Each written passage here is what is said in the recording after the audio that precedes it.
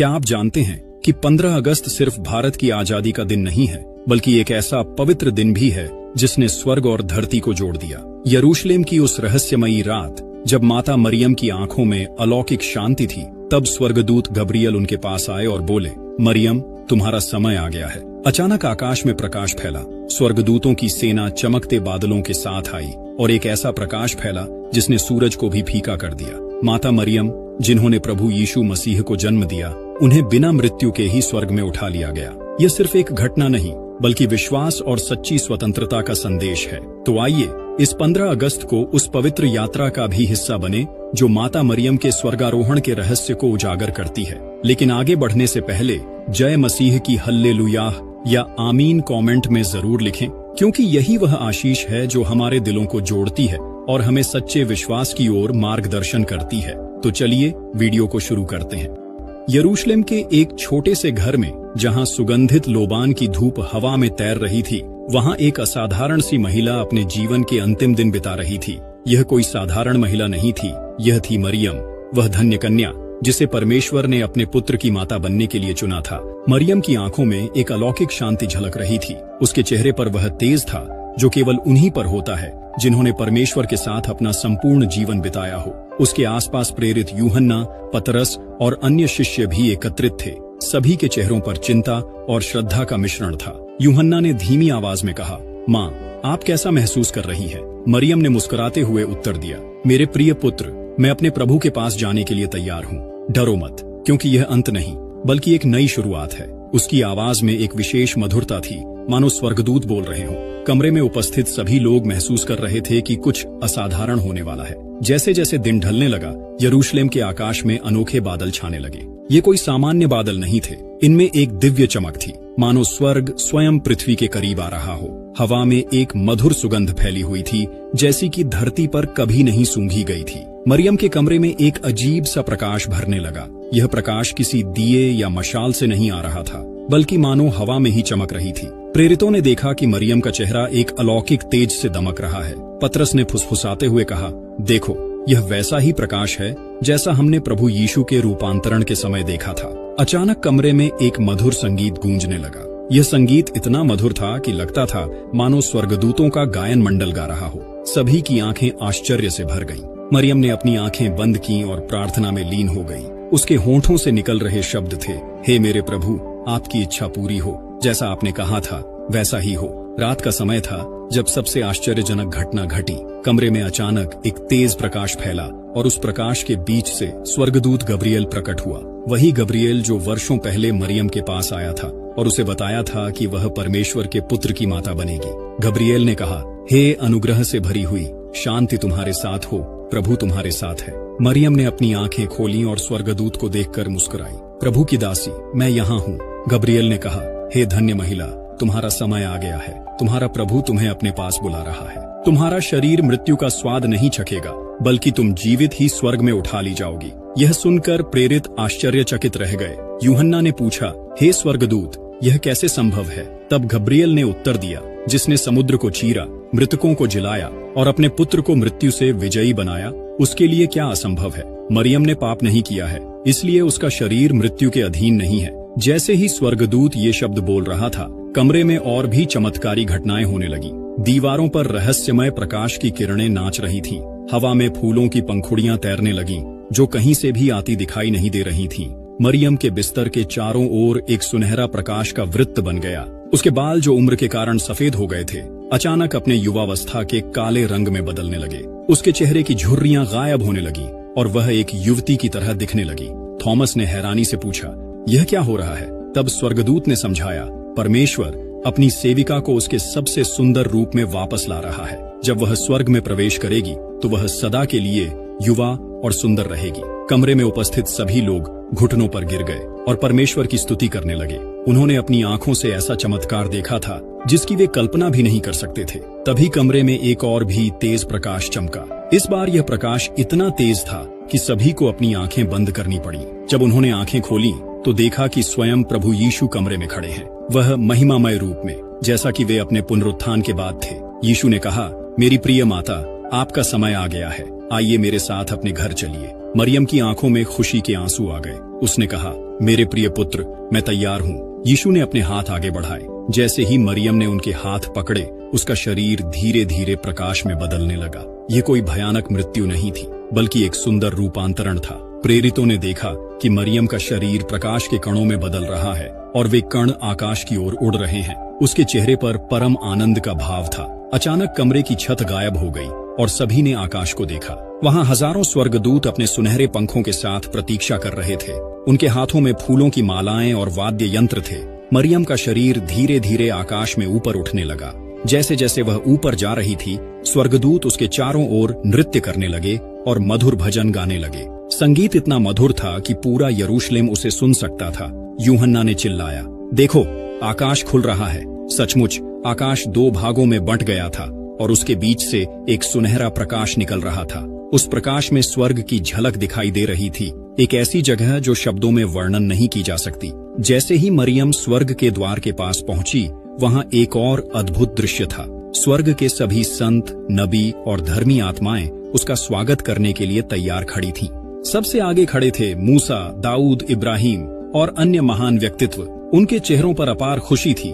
मूसा ने कहा, धन्य है वह जिसने हमारे उद्धारकर्ता को जन्म दिया। दाऊद ने आगे कहा, धन्य है वह जिसने परमेश्वर की इच्छा पर हाँ कहा। स्वर्ग के बीचों बीच एक सुनहरा सिंहासन था, जिस पर परमपिता परमेश्वर विराजमान थे। उनके दाहिनी ओर यीशु बैठे थे और अब उनके बाईं ओर मरियम के लिए एक सिंहासन तैयार किया गया था। जब मरियम सिंहासन के पास पहुंची तो परमपिता ने कहा, मेरी प्रिय पुत्री, तुमने अपना कार्य पूरा किया है। अब तुम स्वर्ग और पृथ्वी की रानी हो। स्वर्गदूत गब्रिएल ने एक सुनहरा मुकुट लाया जिस पर 12 तारे जड़े थे। जैसे ही यह मुकुट मरियम के सिर पर रखा गया, पूरा स्वर्ग प्रकाश से भर गया। यीशु ने अपनी माता से कहा, माँ, अब आप हमेशा मेरे साथ हैं। आप सभी मनुष्यों की माता हैं और उनकी मध्यस्थ हैं। मरियम ने उत्तर दिया, मैं सदा अपने बच्चों के लिए प्रार्थना करूंगी और उन्हें अपने पुत्र के पास लाऊंगी। पृथ्वी पर प्रेरित अभी भी आश्चर्य में डूबे हुए थे। यूहन्ना के घर में जहां यह घटना घटी थी, वहां एक मधुर सुगंध कई दिनों तक बनी रही। जो भी वहां आता था, वह इस अलौकिक सुगंध को महसूस करता था। खबर धीरे धीरे पूरे यरूशलेम में फैली। लोग इस चमत्कार पर विश्वास नहीं कर पा रहे थे, लेकिन प्रेरितों की गवाही इतनी मजबूत थी कि संदेह की कोई गुंजाइश ही नहीं थी। ईसाई समुदाय में यह खबर जंगल की आग की तरह फैली। सभी विश्वासी खुशी से भर गए। उन्होंने समझा कि यदि परमेश्वर ने मरियम को इतना सम्मान दिया है, तो वह उन सभी को भी अनंत जीवन देगा जो उस पर विश्वास करते हैं। कई लोगों ने कहा, यदि मरियम को मृत्यु का सामना नहीं करना पड़ा, तो यह दिखाता है कि परमेश्वर के पास मृत्यु पर विजय है। छोटे छोटे समुदायों में लोग इकट्ठे होकर इस घटना पर चर्चा करते थे। बुजुर्ग लोग अपने बच्चों और पोते पोतियों को यह कहानी सुनाते थे। मरियम के स्वर्गारोहण के बाद के दिनों में कई चमत्कारी संकेत दिखाई दिए।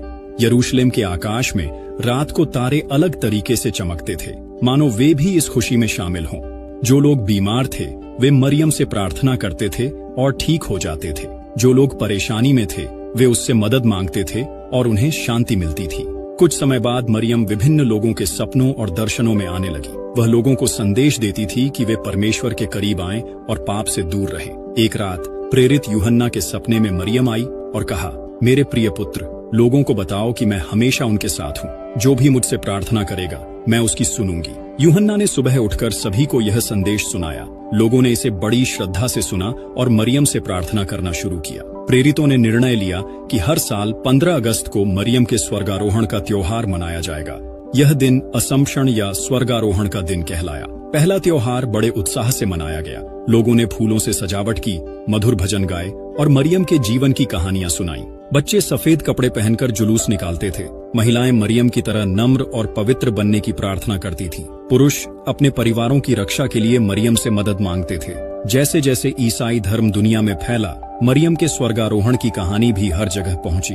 रोम से लेकर मिस्र तक, ग्रीस से लेकर भारत तक, सभी जगह लोग इस घटना को याद करते थे। विभिन्न देशों में अलग अलग तरीकों से यह त्योहार मनाया जाने लगा, लेकिन सभी जगह एक बात समान थी।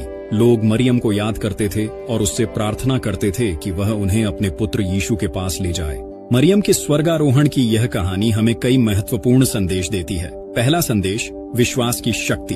मरियम ने परमेश्वर पर पूरा भरोसा रखा। जब स्वर्गदूत ने उससे कहा कि वह परमेश्वर के पुत्र की माता बनेगी, तो उसने बिना किसी संदेह के हाँ कहा। यह विश्वास ही उसे स्वर्ग तक ले गया। दूसरा संदेश, नम्रता का महत्व। मरियम हमेशा नम्र रही। उसने कभी घमंड नहीं किया कि वह परमेश्वर के पुत्र की माता है।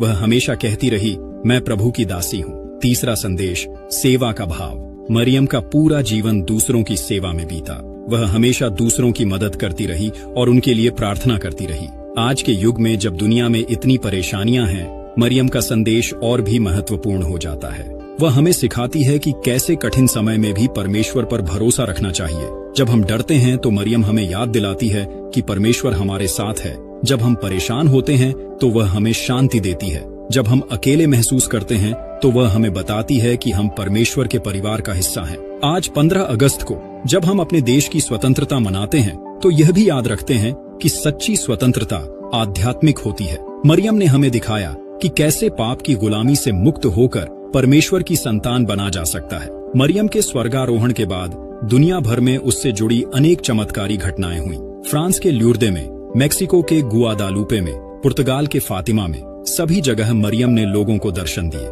इन सभी जगहों पर मरियम का एक ही संदेश था, मेरे पुत्र के पास आओ, उससे प्रेम करो, पाप से दूर रहो, शांति के लिए प्रार्थना करो। हजारों लोग इन स्थानों पर जाकर चंगाई पाते हैं, अंधे देखने लगते हैं, लंगड़े चलने लगते हैं, बीमार ठीक हो जाते हैं। ये सब मरियम की मध्यस्थता से होता है। मरियम केवल यीशु की माता नहीं है, बल्कि वह सभी विश्वासियों की आध्यात्मिक माता है। जब यीशु क्रूस पर लटके थे तो उन्होंने यूहन्ना से कहा था, देख, यह तेरी माता है। इसका मतलब था कि मरियम अब सभी शिष्यों की माता है। स्वर्ग में मरियम इस मातृत्व की भूमिका को और भी गहराई से निभाती है। वह एक प्रेमी माता की तरह अपने सभी बच्चों की देखभाल करती है। जब कोई उससे प्रार्थना करता है तो वह तुरंत उसकी सुनती है। समय के साथ अनेक संतों और साधारण लोगों को मरियम के दर्शन हुए। इन दर्शनों में मरियम हमेशा प्रेम और करुणा से भरी दिखाई देती है। वह कभी किसी को डराती नहीं, बल्कि हमेशा शांति और आशा का संदेश लेकर आती है। सेंट बर्नाडेट को ल्यूर्दे में जो दर्शन हुए, उसमें मरियम ने कहा था, मैं बिना दाग के गर्भ में आई हूँ। ये दिखाता है कि परमेश्वर ने मरियम को विशेष रूप से पवित्र बनाया था। फातिमा में 3 छोटे बच्चों, लूसिया, फ्रांसिस्को और हाजिंता को मरियम के दर्शन हुए। मरियम ने उनसे कहा कि वे रोज जपमाला की प्रार्थना करें और पापियों के लिए प्रार्थना करें। मरियम ने अपने कई दर्शनों में जपमाला की प्रार्थना करने पर जोर दिया है। जपमाला केवल मोतियों की माला नहीं है, बल्कि यह मरियम के साथ बातचीत करने का एक तरीका है।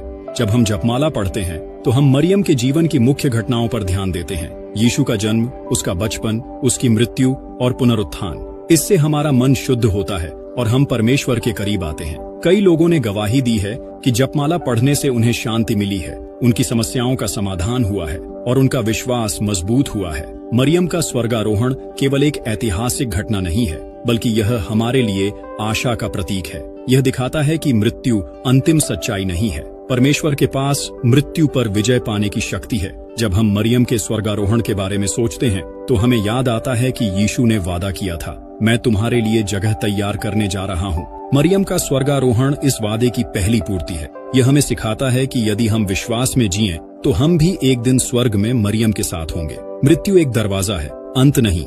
आज के तकनीकी युग में भी मरियम की प्रासंगिकता कम नहीं हुई है। इंटरनेट और सोशल मीडिया के जमाने में लाखों लोग मरियम के बारे में पढ़ते हैं, उसकी तस्वीरें शेयर करते हैं और उससे प्रार्थना करते हैं। कई वेबसाइटें और ऐप्स हैं जो लोगों को जपमाला पढ़ने में मदद करते हैं। डिजिटल युग में भी पुराने समय की यह प्रार्थना उतनी ही शक्तिशाली है।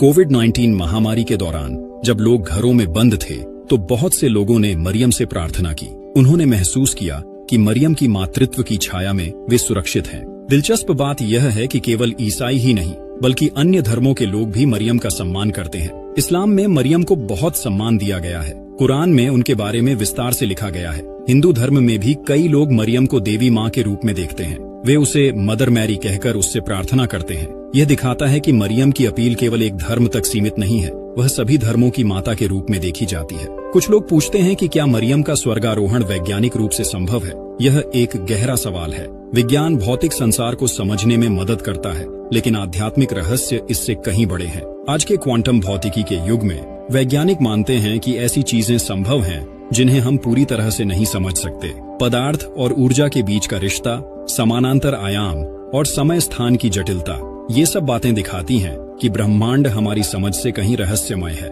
मरियम का स्वर्गारोहण इसी रहस्य का हिस्सा है। यह दिखाता है कि परमेश्वर की शक्ति प्राकृतिक नियमों से ऊपर है। 15 अगस्त को मरियम के स्वर्गारोहण का त्योहार दुनिया भर में